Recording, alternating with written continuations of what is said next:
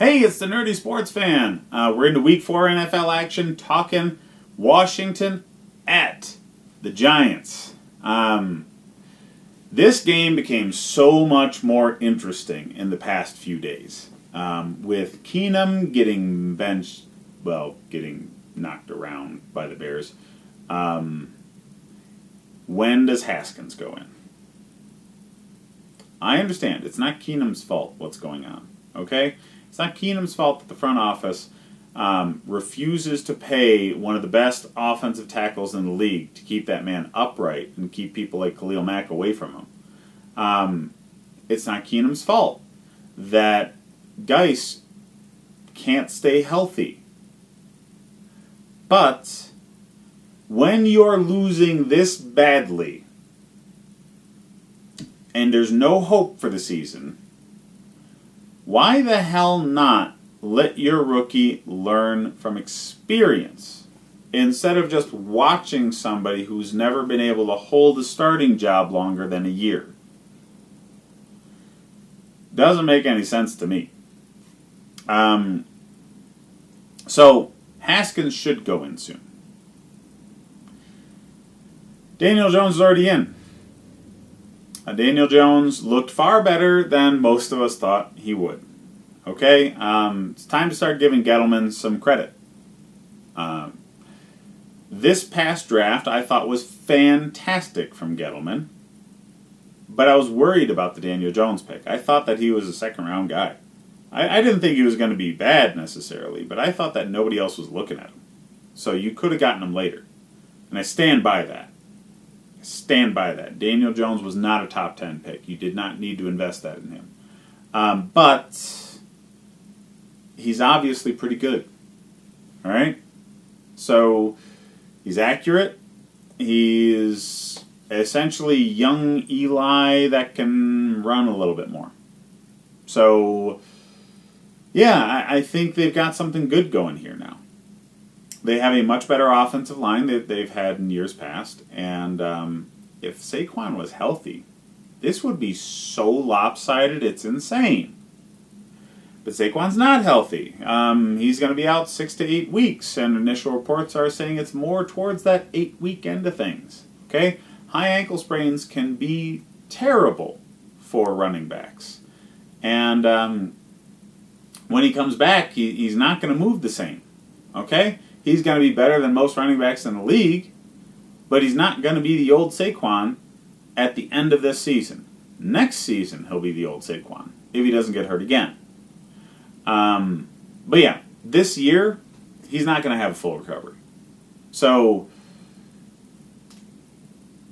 if you were planning on trading for a running back to make a playoff push, and you think your team is good enough to get a few wins in this middle area, now is the best time to trade for Saquon.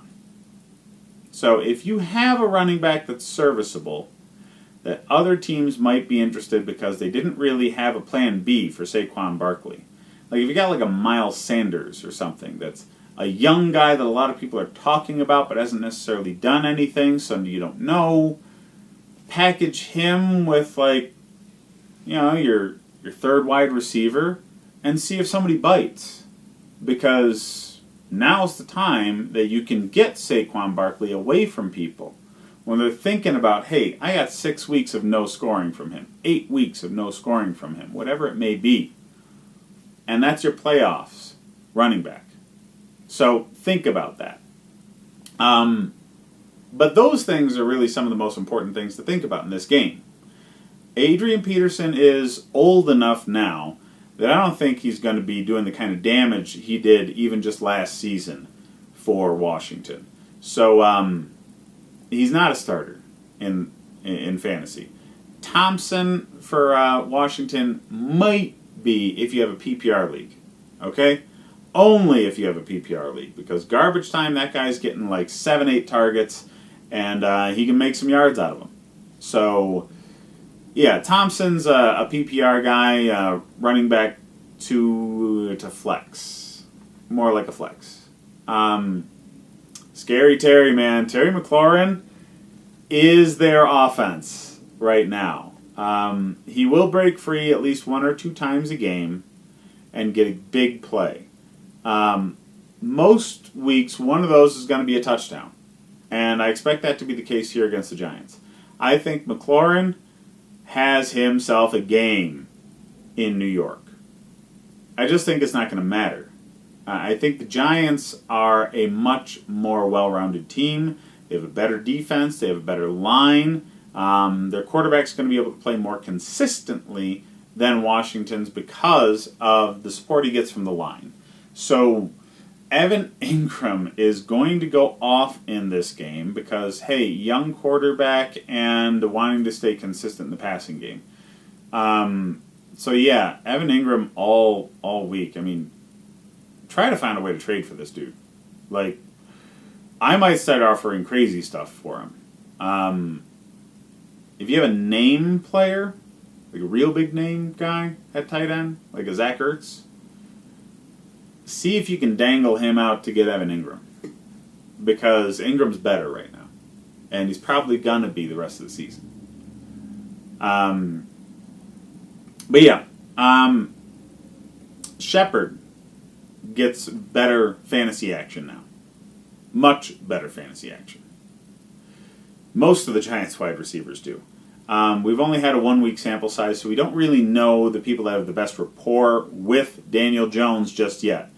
But in what I've seen, the film of the last game, I would say Shepard is the target I would go with for the number 1 spot from the Giants receiving corps, and I would lean on that. We'll see what it's like when Golden Tate comes back. But for now, put Shepard in there. He's probably going to be a good wide receiver 3. And do everything you can to trade for Evan Ingram. Do not get any of Saquon Barkley's running back replacements because the best they can do as a committee right now, they're not going to be able to replace Saquon Barkley's production with one guy. Just not going to do it. As far as the 2.5 point spread, I think that's a joke. I think the Giants crush that spread. They're going to win by a touchdown or more. Like and subscribe if you enjoy the content, guys.